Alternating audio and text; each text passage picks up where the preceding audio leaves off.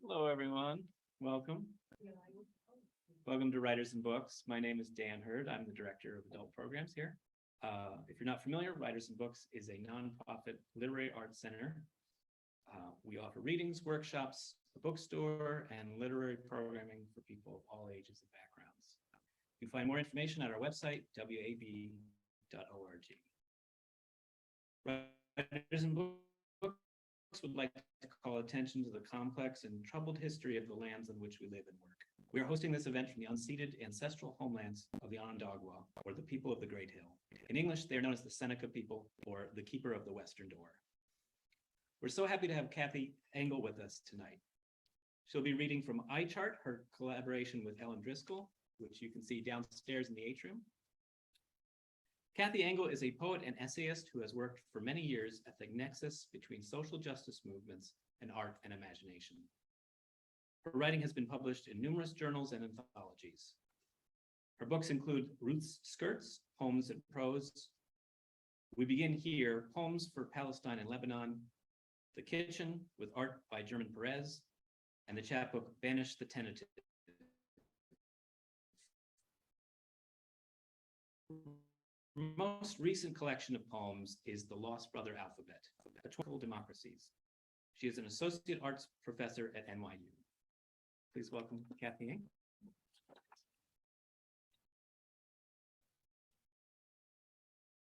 Thank you, Dan. Can I lift this up a little? Do I need it? I guess I do. It's sensitive, you can have it. Okay, that's okay. It's so good to be here. Thank you so much, Dan. Thank you for coming out on a Friday night to this absolutely lovely space. I'm totally in love with this space. I might move to Rochester just to hang out here. Seriously, I'm really grateful to Allison Myers for loving literature and writing beautiful literature and making community and family out of that love, wherever you are. And for your support of my work, to be part of an ever-growing community of people who live by and with and struggle with, as June Jordan said, we worry words, that's what we do. So thank you, and thank you to everybody who works here. Thank you, Chris, for just going beyond in your hosting and planning and thoughtfulness.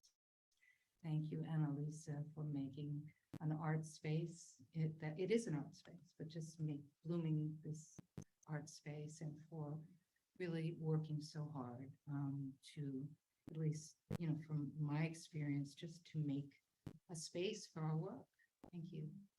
Thank you, Dan, for all your work. We have a previous, I was supposed to do something here 2 years before the Life of Mask. I feel a little guilty that I'm here without a mask, but and so thank you for all your work. And I want to thank Ellen Driscoll, whose work you've seen, I'm sure, who is the collaborated with on the Eyechart project, and really the reason it has a life. I mean, a visual life, a physical life. Her vision, her tenacity, her incredible energy made the reality of Eyechart. And I want to thank my partner of 51 years for the very special day. It's also our younger daughter's birthday. So now I've done all of those things, but I need my phone. And I don't know if being in an intimate group makes you want to have fewer poems or not, but just I'm gonna watch out for you getting a little edgy, right? But will you also just let me know, Chris, like let me know with room for one more poem, so that if I need to, because I usually under plan, but I mean plan for less, but I don't want to bore anyone. I did want to begin with a poem by someone who was very dear to me, and I imagine dear to a number of you.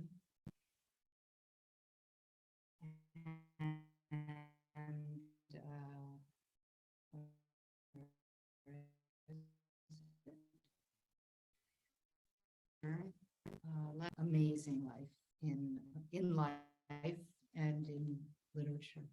So I thought I would start. I think a lot about memory, and I think a lot about what it means to be a writer, you know, what that responsibility is and that fidelity as we, and the, you know, the kind of liminal space between what we call living and what we call not living. It's very liminal, and people's words continue. That's the gift. So for Jerry, Waving Goodbye by Gerald Stern. I won't say I'm sorry. I wanted to know what it was like before we had voices, and before we had bare fingers, and before we had minds to move us through our actions, and tears to help us over our feelings. So I drove my daughter through the snow to meet her friend, and filled her car with suitcases and hugged her as an animal would, pressing my forehead against her, walking in circles, moaning, touching her cheek, and turned my head after them as an animal would, watching helplessly as they drove over the ruts, her smiling face and her small hand just visible over the giant pillows and coat hangers as they made their turn into the empty highway. It's Jerry's turn. Dear friend.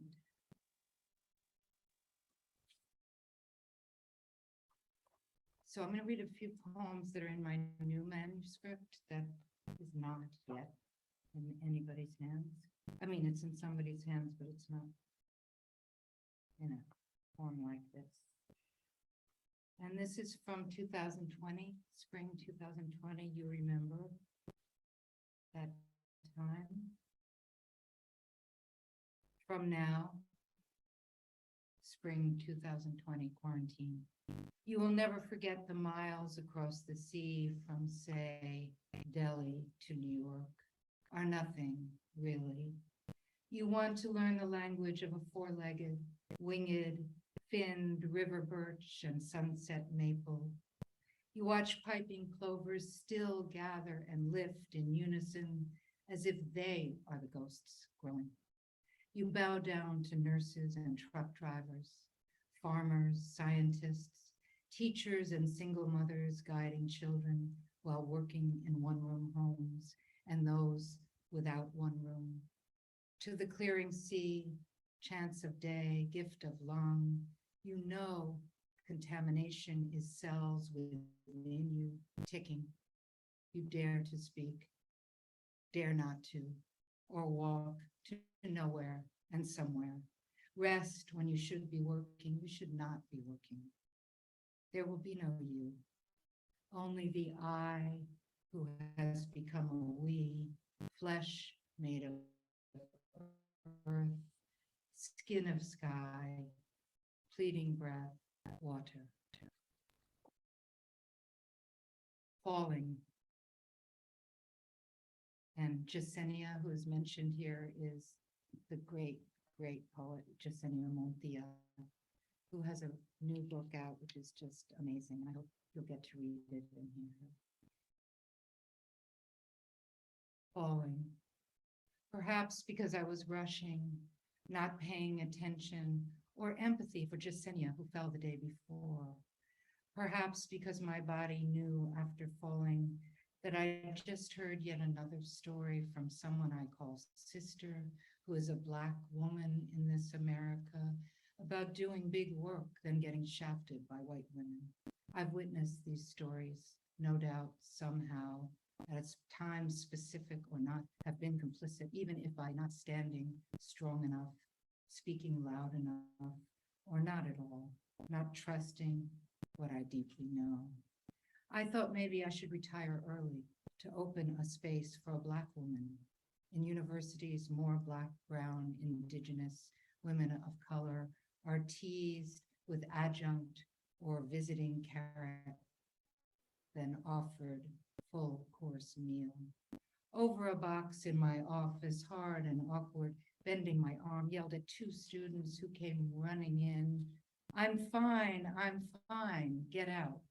Maybe I fell because no part of me knows what theory, art making, or structure will adequately address the unforgivable. So I fall and get up, not alone, with the stories my body plants, carries, and hoards.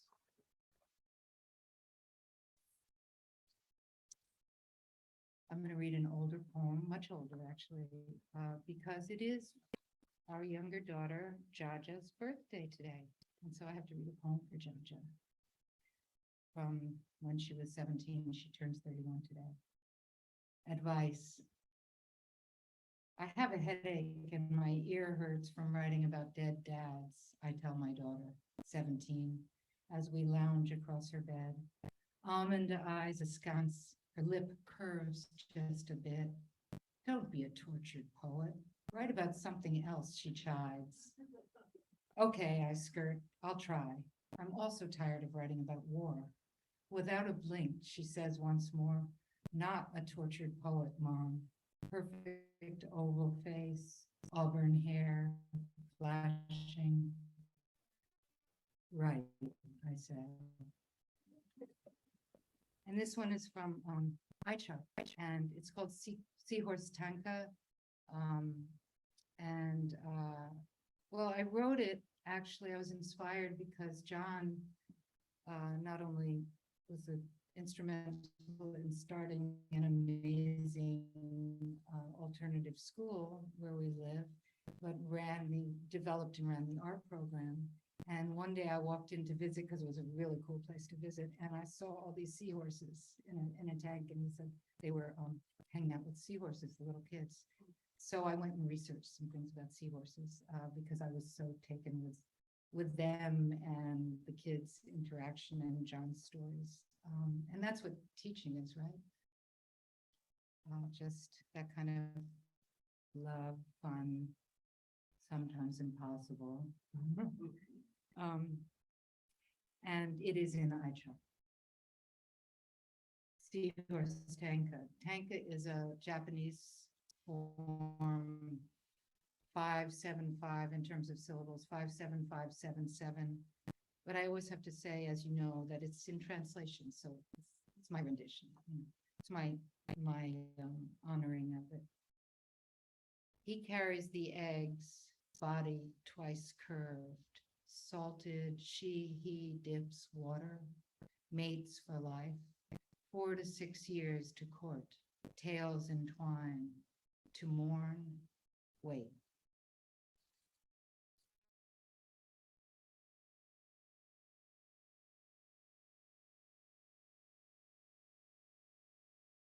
It is a hard one, and I wanted to bring it in this new book because I love this book.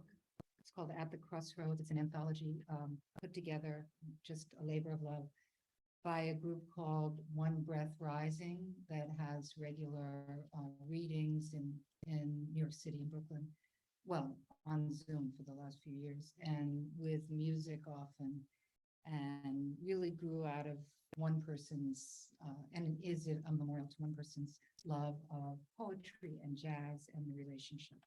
So this just came out. So you can order it. Please order it. At the Crossroads, the One Breath Rising anthology of poetry and prose. And I'm really honored to be amongst these writers.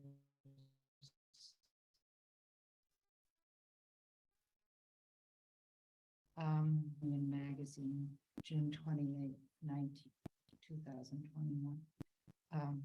Yeah, year and a half. And it has some rough images. Unmarked Graves of Indigenous Children, 2021. And the quote from Smithsonian, 751 unmarked graves discovered near former Indigenous schools in Canada. Experts estimate 4,000 to 10,000 children may have died at the schools, often from a combination of poor living conditions and disease. Since this article was published, more bodies have been found on sites of other former boarding schools, including many in the US. Some children ran away and froze to death. It has two sections, and I'll just pause between one.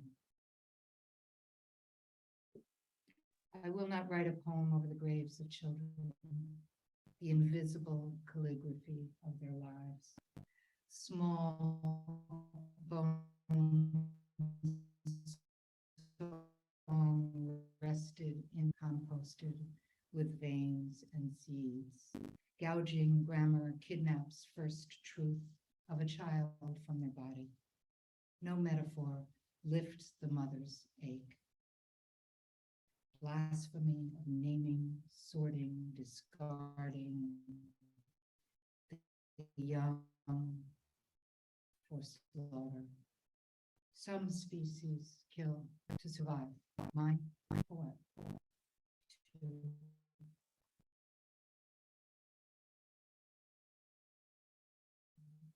never again say, be more humane, unless you mean brutal. To honor the children, I will study the snail in its trail, democracy of birds in flight. The way trees converse, and I'll more than hug the tree, will stroke and hold as long as I can. Awkward, unknowing, reverent. Mother of all mimosas, growing in all directions, pink puffs, so luscious they could gag a cynic. Give me a language for the stem that loves the root that holds the stem with all that is sacred.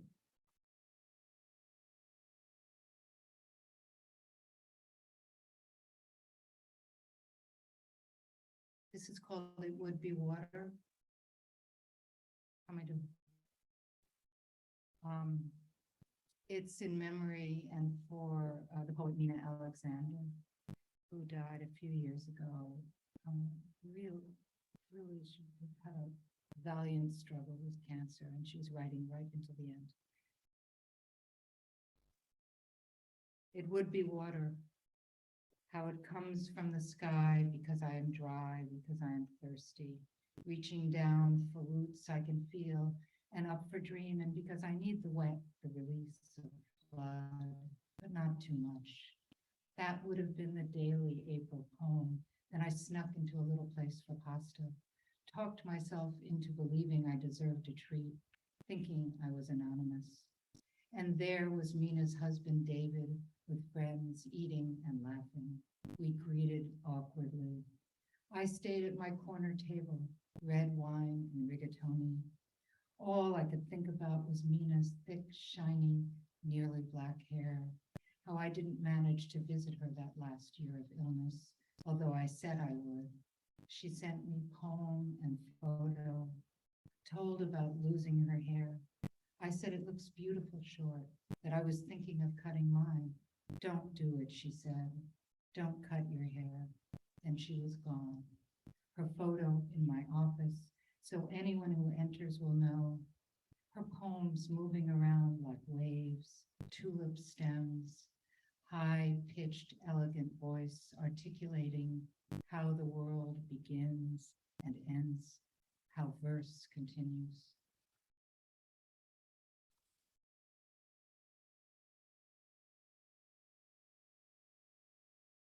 Wow, this is a poem I rarely read out loud, but feel that I do need to. Wrote it a few years ago, and I can't find the epigraph because it's in the back of the manuscript, but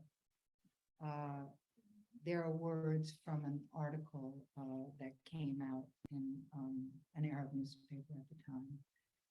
This was 2000. Oh, sorry. Find it.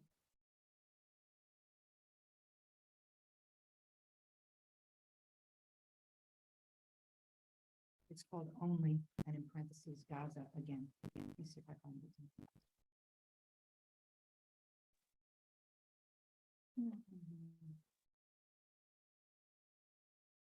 Only stones remain. Those words are drawn from Al Jazeera, and it was 2014.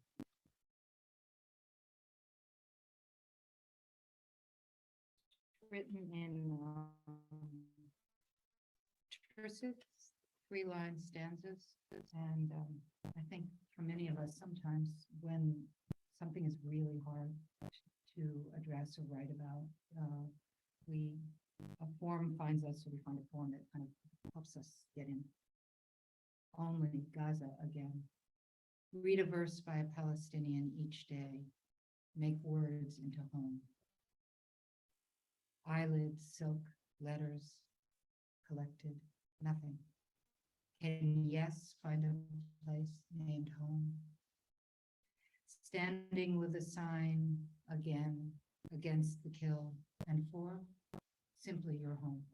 What can a few words falling with summer rain tell the drenched souls torn home? Only stones remain. Drones hover and whir, lighting the olive night home. This young one gone, a piece of thick brown hair still stuck, old eyes. What is home? Truce at summer's end. Here mimosa sheds pink puffs. Body parts, a home. No place to bury the dead, I read. Newsprint, blurred, traces beckon home. Never again will I mute my heart. I say your name, Gaza, old home. How are you doing?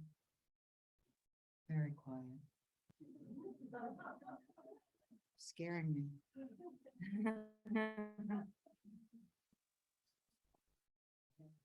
I know. I mean, I hope so. You have a little bit more time? If you do, it's totally up to you, but I'm gonna, let's see, I'll read a couple more and then we can do questions. Okay, I hear you. I hear you. I haven't done a reading in person, a full reading since 2019. I did one reading with one other poet outdoors, and that was lovely, Jill Bolosky, the first summer, 2020. And since then, I've done a few, I mean, I teach and stuff, but I haven't done, I had a whole book tour and then got postponed. So this is a very, thank you for sharing this moment with me. It's really special for me to read with you. This is from Eyechart, When the Body Abandons the Spirit with Whom It Partnered, even when sparring, even when unaligned or dislocated, even as sight scorches the lie of time, or even when the severing is slow. What, beloved, unfaithful evening? What if the mind still stirs 1,000 wild ways?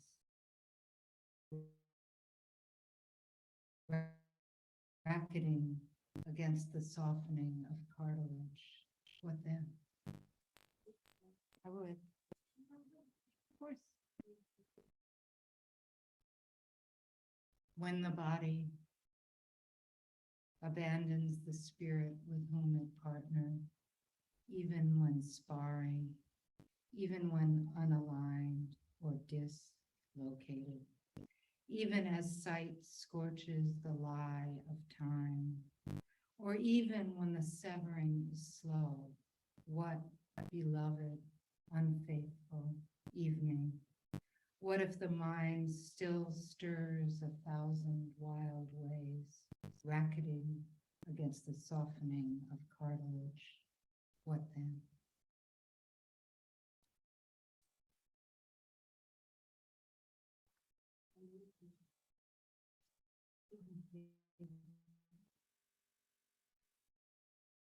Okay, I'm going to, oh, I have to read this because John's in it. I'm giving you a break. Yeah, I'm about to be 67, so I wrote this more than a year ago. Postscript 65. I try to learn serenity with peeling pink river birch, waves white curl and snarl, knowing arrival means death. So instead, I extend ritual to point ridiculous. Ask permission of spotted sycamore, namesake of my mother's childhood road, to touch its layered bark, tree my grandfather tried to teach me that only now I recognize.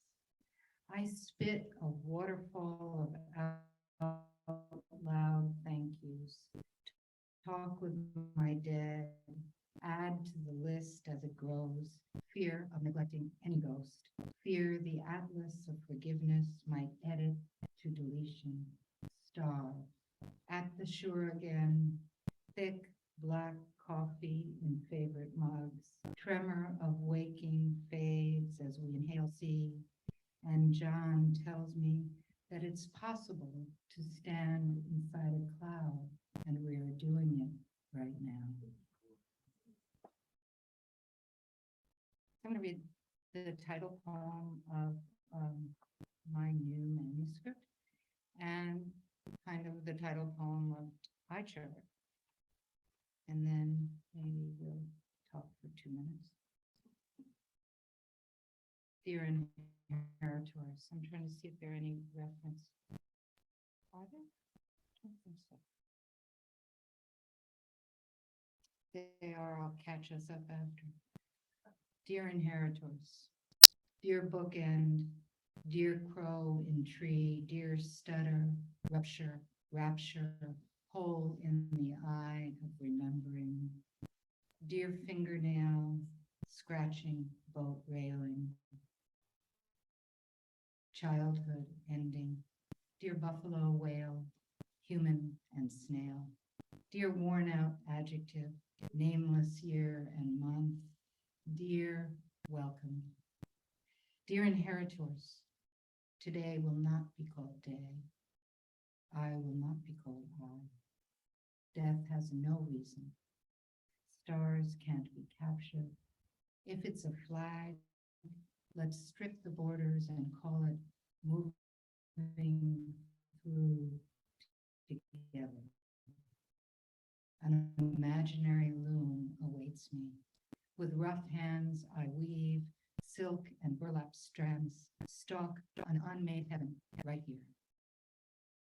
I did count on each batch of mistakes to feed a multitude of small victories. Pink light. It turns out translation is everything after all, and nearly impossible. My dream map to an imaginary we flails, grasps, and gasps. What can I offer you now? This, just this. These ears, reborn each dawn out of sleep's restless tunnel. These still strong arms, even from afar. These eyes learning, such beauty in dead things, surprise in the living. Thank you.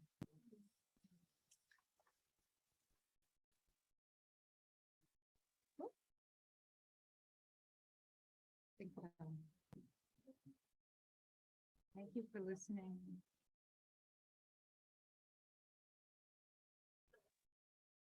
Your subject matter, it's very good things that I feel like it would be really like burdensome, but take the time to really reflect on like the reality of things that are happening to us, the realities that are the things that are happening. Your friend's life really happening, right? So in your work, as you reflect on what is the sort of way that you feel afterwards? Do you feel more connected to those people and those things? Do you feel like ones that have left you their belief? What's the, like, I have a hard time thinking about things that are too bad for people, because it will bother me so much that it just won't do anything. Was it too hard to listen to? No, no, I actually, I feel like since it seems like, it must be something that you value, if it's from the poem, about your daughter. Able to handle very large, subject matter, you know? How do you feel after you write the poem? It's a beautiful question. Thank you. I don't really know, because there's never really an after. I mean, sometimes I guess I feel like, oh, I have this sort of kind of, but I think those that it's not done. And I guess what I feel is, I have to think about this because I love that question. It's so thoughtful. I feel aligned because I know I have no choice about what I have no choice about what I write about. That's an awkward sentence, about and about. I don't know how to fix that, but I do, you know, I don't have a choice. And I'm so grateful that I can write.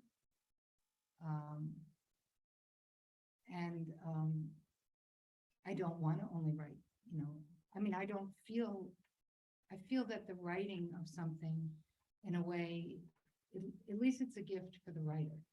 And you hope that it kind of offers something, because we are all going through things, whatever they are, whether it's a relative, you know, and they're not. I just was listening to the poet Ross Gay, who has an incredible new book of essays. We love Ross Gay. You know, I mean, who doesn't love Ross Gay, right? He talked in his new book, which is called Inciting Joy. He says, and I'm paraphrasing, that, you know, some people will say to him, well, how can you just write a book about joy because of all these things in the world? Now, I said to the side, you know, all these things in the world have always, you know, they're always happening. I mean, bad things happen and good things happen. But he said, I think that people, and I am paraphrasing, that people are maybe have a different understanding of what joy is than I do, because joy and sorrow are, you know, part of the same body. And so for me, the writing is a gift to be able to, I mean, my background is as an organizer, you know, so but the writing is like the soul gift. That's like my way of connecting. And even when somebody is in Gaza or wherever they are, I didn't get to visit. I didn't go to visit them. It's like that's how I can carry on, you know. And also, I think for me, writing is a relationship, always. And even when I'm not writing for someone, you know, in a very obvious way, I'm writing with all those who have affected me, known and unknown, and whose work I've read and who have taught me and shared with me or annoyed me, whatever. And I'm writing with trees and deer and turkeys and horses and stuff all the time, you know, and they really are cool to write with. Seriously. So yeah, I guess it's really not different than, you know, I have a poem I didn't read, I thought of reading tonight, but from my mother, who's 98 and who's quite amazing. And, you know, I'm a mother and a daughter. So and we all know, we've all had mothers at some point, and it's a complicated relationship. So one of the question that's hard, I mean, the question that you asked brings up that's, you know, sometimes you don't want to burden a reader too much. But you don't have to read everything that somebody writes. So, you know, you could tune out when she gets to the Gaza poem, but don't. Please don't. Please don't. You know, and sometimes, like, I'm just grateful because there's nothing else I can do, but I could read the Gaza poem. You know? Who said that, you? Oh, you, thank you. Because I have written a lot of poems in relation to that part of the world and in work with brothers and sisters there. And that, I don't know why, that one I just, maybe because I had written so many, but I hadn't read it. I wasn't sure how it sounded out loud, actually, but I realized I have to read it a lot. But what I was gonna say is, and sometimes it's harder to write the poem too long. You know? Takes more courage, and then to read it, you know, you have to think of that too. I do want to read it, but it'll happen. So I don't know if that really answers the question, but I love the question because it makes me think. But I feel like that the real answer is to be with those things. Yeah, and I mean, I don't think it works if you force it, in my experience and from my teachers, because I used to force it. And I did some real bad poems. So I'm not, it can't be forced. So my way of doing it is going to be my way. And it's going to be different than somebody else's, of course. Yeah, thank you. Any other questions or comments? Allison? Well, I'm not sure there's a question here. I think it is because I'd like you to just respond to this observation. You know, as a reader, I feel like the movement of your work over time is, obviously there's so much discussion of the material world, right? There's such a materiality about it. But I feel that the deeper you're digging into, even with these very complex and painful investigations, it's identifying the nuance somehow and getting us to a place of the grace of not understanding.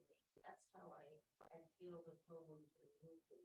I don't know if you can respond to that. I love, you're so articulate and smart. I mean, I wouldn't, you know, I always go to things and I hear people talking about literature and poetry and I'm like, I don't know how to talk about work that way. Yeah, how is that for you? I think because we're the similar generation, I'm gonna tell you, you don't really get. No, we're sisters. That I really appreciate it because as our lives are telescoping down and everything seems so urgent. I don't know if young people know that this is how it feels as you age. It doesn't feel more sublime or sedate. It feels more urgent. That I'm sure you feel, but and so there, I appreciate it because it's a kind of resolution to non-resolution. It's the acknowledgement we're not flowing with results and getting to that space, but not without knowing there's always a struggle. Not as though it's a giving up or it is some kind of a higher understanding. Oh, Thank you.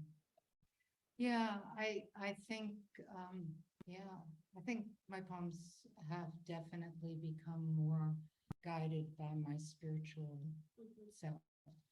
And I've allowed it more and I've honored it and it feels like me, you know, and I think I do, it's very, I mean, it's a big discussion for somebody who's been an activist and an organizer and even who teaches in a program called Art and Public Policy, because that's been my life. But I honestly, I feel like the truth, yeah. Do I feel strongly about things? Do I think some things are right and wrong? Of course. But I feel like I know less and less. And I feel that it's my, you know, I think of faithfulness. June Jordan she used to sign everything with in faith, right? The poet June Jordan was a dear friend of ours. And I feel that my job as a writer is to be faithful to whatever is happening in the deeper way. And it's complex, and I have pulls in many directions, and but I don't know. I don't. I know some things, I know some things, and I have some stories, and I, unlike many people, including my mother, I kind of love not knowing. I don't know how to describe it, but I kind of love it because I feel like I still have the ability to wonder and be in awe. I'm still very connected with awe. I mean, I see a lot of ugly and a lot of pain, of course. They're not separate. So I guess that's what it is. And I've just, at this stage also, I'm like, I got to do what I got to do. I got to write what I got to write.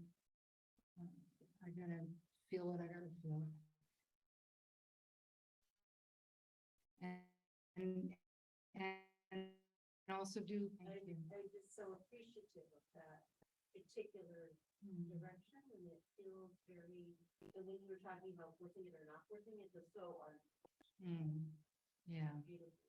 thank you. Thank you. Thanks. Anything else before we move into First Friday night? See, I'm getting to know Rochester. Well, thank you. Privilege to be there.